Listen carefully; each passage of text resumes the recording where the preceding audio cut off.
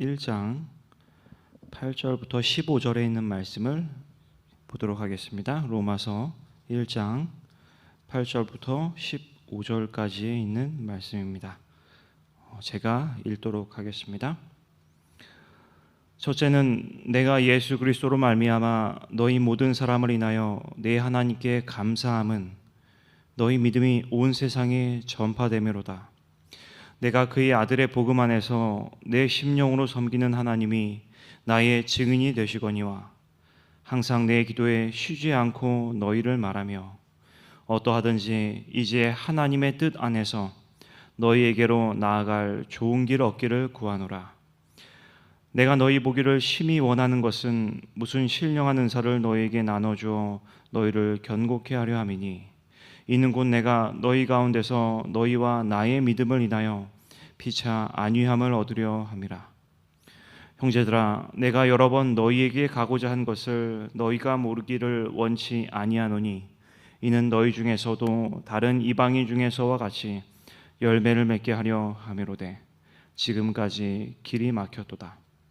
헬라인이나 야만인이나 지혜 있는 자나 어리석은 자에게 다 내가 빚진 자라. 그러므로 나는 할 수 있는 대로 로마에 있는 너희에게도 복음 전하기를 원하노라. 아멘. 우리는 저번 시간에 로마서 16장을 보았습니다. 로마서는 이제 16장으로 이제 끝나는 그런 책이죠. 그런데 오늘 다시 이제 1장을 보게 되었습니다. 제가 로마서를 이제 16장까지 설교하고 나니까 이런 생각이 좀 들었습니다. 로마서에 대해 이제 몇몇 편의 설교를 하게 되었는데 로마서에서 내가 다루지 않은 주제들이 많이 있는 것 같다라고 하는 생각이 들었습니다. 또한 성경에 있는 내용을 다루지만 그 대부분이 이제 교리적인 부분들이 또 많이 있었다고 생각합니다. 로마서를 다루게 되면 특히 그런 부분들에 이렇게 또 이제 다룰 수 없게 되는 것 같아요. 그래서 모든 부분이 다 그랬다라고 말할 수는 없지만 이제 또 그랬던 부분들도 상당했던 것 같습니다. 그래서 제가 로마서를 설교하면서 미처 보지 못했던 부분들에 대해서 다시 한번 봐보고 싶다는 생각도 하곤 했었습니다.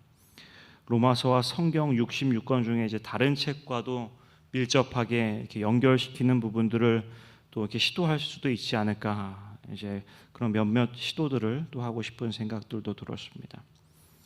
아무튼 다시 로마서를 설교하면서 지금까지 보지 못했던 부분들을 발견하고 싶었습니다. 그래서 다른 책으로 넘어가지 못하고 다시 좀 로마서를 붙들게 되었습니다.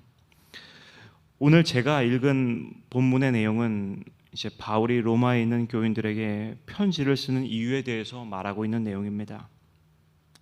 그것을 11절부터 보면은 이렇게 설명합니다. 신령한 은사를 나누어 주고 굳세게 하려고 라고 말했습니다. 13절에는 로마 교회 교인들 가운데 열매를 거두려고 라고 말합니다. 14절에는 나 바울은 본디 모든 사람에게 빚을 진 사람이기에 라고 말합니다. 그리고 15절에 여러분에게 복음을 전하는 것이 나의 소원이라고 말했어요. 여기서 우리가 주목할 수 있는 그 내용은 무엇이냐면 빚진 자라고 하는 바울의 자기인식이 아닐까 생각합니다. 청파교회 김재흥 목사는 바울은 이 말을 사용하면서 스데반을 떠올릴 수 있었을 거라고 생각합니다. 스데반을 떠올렸을 것이라고 생각해요. 그리고 자기가 박해하던 많은 그리스도인과 교회를 떠올렸을 수도 있다는 것입니다. 중요한 것은 바울은 자기가 과거에 저지른 잘못에 대해서 계속 부끄러워할 줄 아는 사람이었다라는 것이죠. 그것은 바울을 이해하는 데 있어서 아주 중요한 부분이라 생각됩니다. 박완서의 초기 소설 중에 부끄러움을 가르칩니다라고 하는 단편이 있습니다. 한국이 근대화 과정을 겪으면서 무언가 소중한 것을 놓치고 있지 않나라는 것을 지적하는 소설입니다. 그렇게 놓치고 있는 것이 저자는 부끄러움이라는 것입니다. 그 소설의 마지막 부분에는 이런 이야기가 나옵니다. 내 주위에는 많은 학생들이 출렁이고 그들은 학교에서 배운 것만으로는 모자라 무슨 학원, 무슨 학관, 무슨 학원 등에서 별의별 지식을 다 배웠을 거다. 그러나 아무도 부끄러움을 안 가르쳤을 거다라고 말합니다. 자신의 성공을 위해서 온갖 것을 가르치는 학원들, 그런데 부끄러움을 가르치는 학원이 없더라는 것입니다. 어쩌면 로마서에서 말하는 이야기들 또는 예수님의 생애를 보면서 우리의 삶에 변화가 찾아오게 되는 것의 첫 번째는 그 시작점은 우리가 부끄러움을 느끼는 것이 아닐까 생각해 보는 것이죠. 예수님의 이야기를 보면서 우리는 무엇을 배우는가라는 생각을 해봅니다. 그것은 아마도 부끄러움이 아닌가라는 생각이 들었어요. 예수님의 생애를 기록한 사복음서나 시대의 소망을 읽으면서 계속 느끼게 되는 것은 바로 부끄러움이었습니다. 예수님의 삶이 이렇게 보기에는 참 좋으면서도 한편으로는 참 부담스러운 부분들이 있습니다. 아기 예수가 탄생했습니다. 그런데 천사들이 무엇이라고 했나요? 높은 곳에서는 하나님께 영광, 땅에서는 하나님께서 기뻐하시는 사람들에게 평화라고 말했습니다. 그 아기 예수가 태어난 것이 하나님께 영광이 된다라고 하는 것입니다. 베들레헴의 마구간에서 조용하게 태어난 아기, 그것이 정말 영광스러운 탄생일까요? 인터넷에서 출산 비용이라고 검색해 보았습니다. 아이를 낳는데 얼마가 드는가를 보았어요. 거기에는 필수 품목이 33개가 있었습니다. 제가 한번 쭉 읽어보겠습니다. 베네저고리, 내복, 가제손 수건, 큰 수건, 로션 앤 바스, 오일, 애기 양말, 산모용 패드, 모빌, 아기 체온계, 우주복, 애기 기저귀, 물티슈, 아기 이불, 짱구 베개, 방수요, 애기 욕조, 공갈 젖꼭지, 애기 세제, 젖병 집게랑 솔, 젖병 삶을 큰 냄비나 통, 손톱깎이, 면봉, 유모차, 카시트, 기저귀 밴드랑 방수 기저귀 커버, 천 기저귀, 간이 바구니나 기저귀 서랍장, 딸랑이, 발판, 삼통, 꿈틀이 인형, 아기 물컵. 이렇게 알뜰하게 좀 썼다라고 하는 것인데 알뜰하게 써서 한 200만 원, 그리고 산후조리원 또 200만 원이라고 합니다. 유모차 가격을 쳐보니까 수십만 원부터 169만 원짜리 유모차가 있었습니다. 별명이 벤츠 유모차라고 그래요. 제가 아는 친구의 이야기를 이제 들어보니까 주변에 이제 재산이 많은 친구가 다른 친구에게 이렇게 몇백만 원 상당의 유모차를 선물해 주는 것을 봤다고 그래요. 그리고 그 선물을 받고 유모차를 끌고 나간 친구의 에피소드를 들어보니까 밖에 비슷한 또래의 아이를 둔 부모들의 시선을 한 몸에 받더라는 것입니다. 흥미로웠습니다. 아이를 위해 좋고 편리한 물품을 준비해 줄수록 부모가 영광과 기쁨입니다. 또 이웃의 부러움의 대상이 될 것입니다. 그런데 기본적인 물품도 없이 마구간에서 사람들의 주목을 받지 못하고 태어난 아기 예수를 보며 천사들이 하늘에는 영광이라고 했다는 것이 참 흥미로운 것 같아요.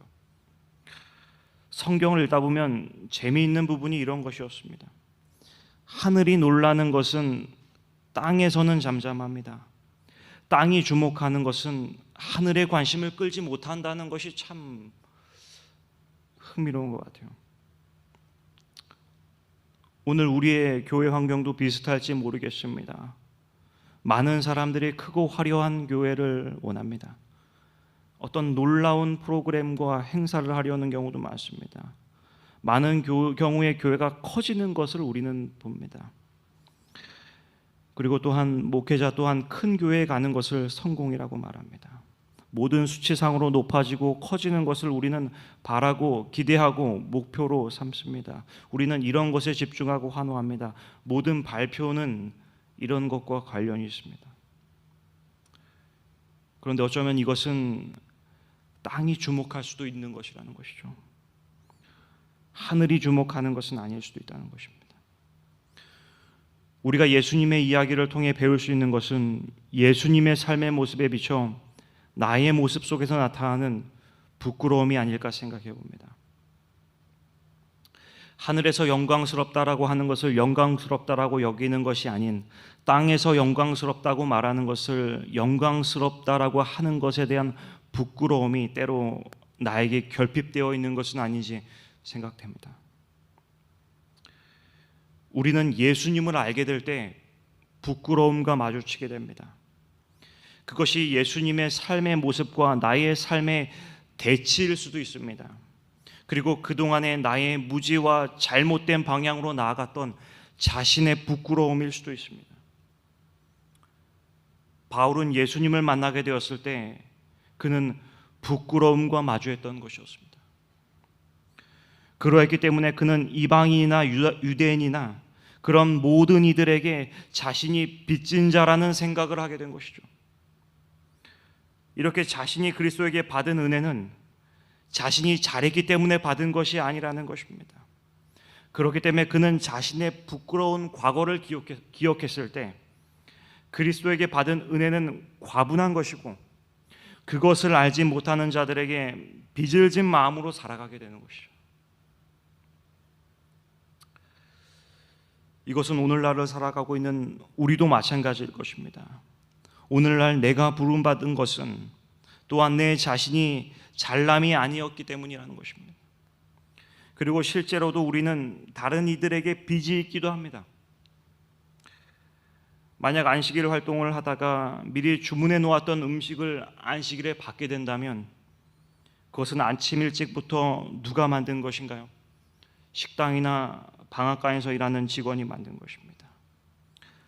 학생반 활동을 위해 안식일에 대중교통을 이용해서 밖으로 나간다면 그 이동수단은 누가 운행하는 것인가요?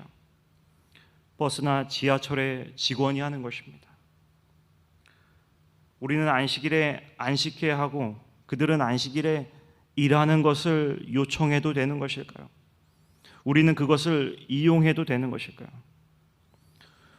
그리고 우리가 안식일 예배를 위해 우리의 예배를 방송으로 내보내고 있는데 그때 사용하는 유튜브라고 하는 플랫폼은 누가 만든 것일까요? 이처럼 우리는 그리스도인이지만 우리의 신앙의 활동은 그리스도인이라든지 그리스도인이 아닌 이들에게 빚을 지고 있습니다. 그래서 우리는 실제적으로도 빚진 자의 마음으로 살아가는 것이 마땅하기도 하다는 것이죠.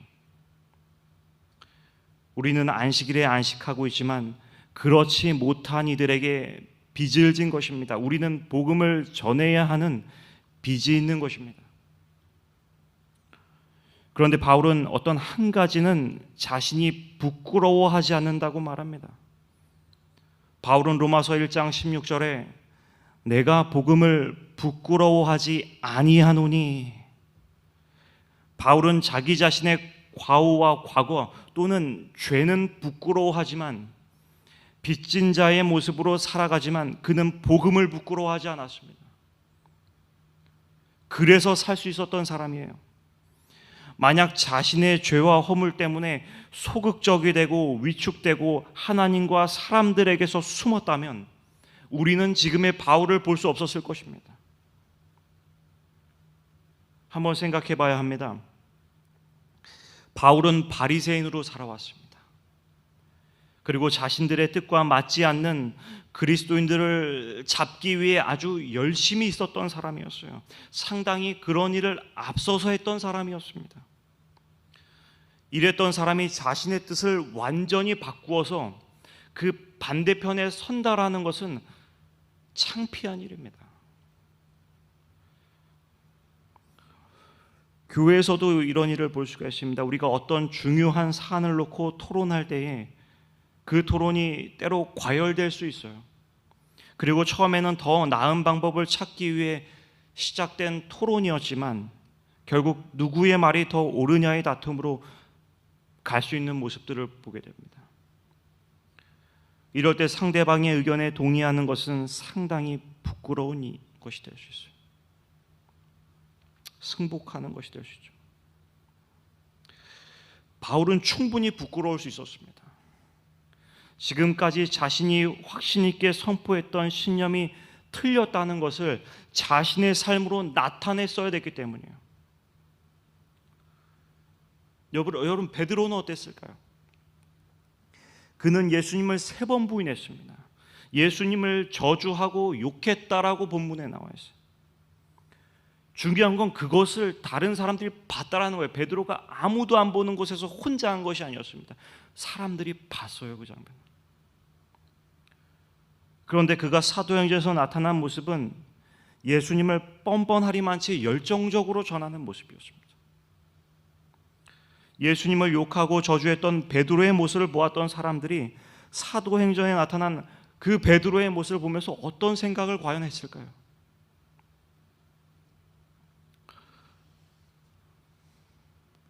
그런데 바울이나 베드로나 그들이 살 수 있었던 이유는 자신의 과오는 부끄러웠지만 복음은 부끄러워하지 않았기 때문이었습니다. 신학대학원 시절에 계절학기가 있었습니다.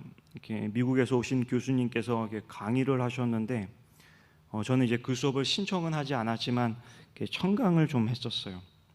그런데 그 교수님께서 이렇게 하루는 이렇게 강의를 하시는데 워낙에 이제 기존의 어떤 우리가 가지고 있던 생각들과는 어떤 다른 점들을 이렇게 막 이야기하시느라고 많은 어떤 웅성거림이 있었습니다. 근데 교수님께서 어떤 성경에 나오는 부분에 대해서 이제 말씀을 하셨는데 뭐 다른 여러 가지와 같이 그것 또한 어떤 분들이 이제 잘 동의를 하지 않는 모습이 있었습니다. 그리고 수업이 끝나고 이제 그 교수님과 여러 이야기를 이제 나눈 것 같아요. 그 몇몇의 분들께서. 그리고 나서 그 다음날 교수님께서 수업에 오셨는데 수업 중에 이런 말씀을 하셨습니다. 자신이 어제 식사를 하면서 이런 내용에 대해서 이제 다른 분들과 이야기를 나눠봤는데 자신의 의견이 잘못된 것 같다라고 이야기하시면서 자신의 입장을 바꾸겠다고 말씀하십니다. 제가 학교를 다니면서 강의 중에 보았던 가장 멋있는 선생님의 모습이었습니다. 학자로서 자신의 의견을 굽히는 것은 쉬운 일이 아니었죠. 그런데 기꺼이 더 좋아 보이는 것이 있다면 그것을 바꾸더라고요. 자신의 학력이나 스펙보다 훨씬 못 미치는 사람의 의견이라 할지라도 자신의 부끄러움에 초점을 두는 사람은 자신의 의견을 바꾸거나 돌이키거나 자신의 잘못을 인정하는 데 인색합니다. 그리고 자신의 평판에 많은 신경을 씁니다. 그렇지만 자신에게 초점을 두는 것이 아니라 복음에 초점을 두는 사람은 자신의 의견을 바꾸거나 돌이키거나 자신의 잘못을 인정하는 데 유연합니다. 평판을 통해 자신을 보는 것이 아닌 복음을 통해 자신을 바라보기 때문입니다. 그렇기 때문에 자신이 성경에 비추어 보았을 때 정말로 끔찍한 죄인이지만 살아갈 수 있다라고 하는 것입니다. 그리고 선포할 수 있다는 것입니다. 복음에 비추어 자신을 보았기 때문이죠. 베드로와 유다의 차이점은 그것이었습니다. 한 명은 배신한 뒤에 자신의 목을 매달았고 한 명은 배신한 뒤에 사도가 되었습니다. 자신의 과오를 무엇에 비추어서 바라보느냐의 문제였어요. 자신은 빚진 자로 살아가지만 자신의 과오는 부끄러워할 수 있지만 복음에 비춰서 우리 자신을 바라보게 되기를 바랍니다. 그렇게 복음에 비추어 봤을 때만 자신의 소중함이 드러날 것입니다. 한 영혼의 가치가 무엇인지를 우리는 보게 될 것입니다. 예수님의 생애와 십자가와 부활은 바로 이것을 드러내기 위함이었던 것 같아요. 첫째로는 우리의 부끄러움을 드러내는 것이요, 두 번째로는 복음에 비추어 본 나를 드러내기 위함이었습니다. 그렇게 복음에 비추어 본 나를 바라보며 살게 되는 우리 모두가 되길 바라면서 오늘 말씀을 마치도록 하겠습니다.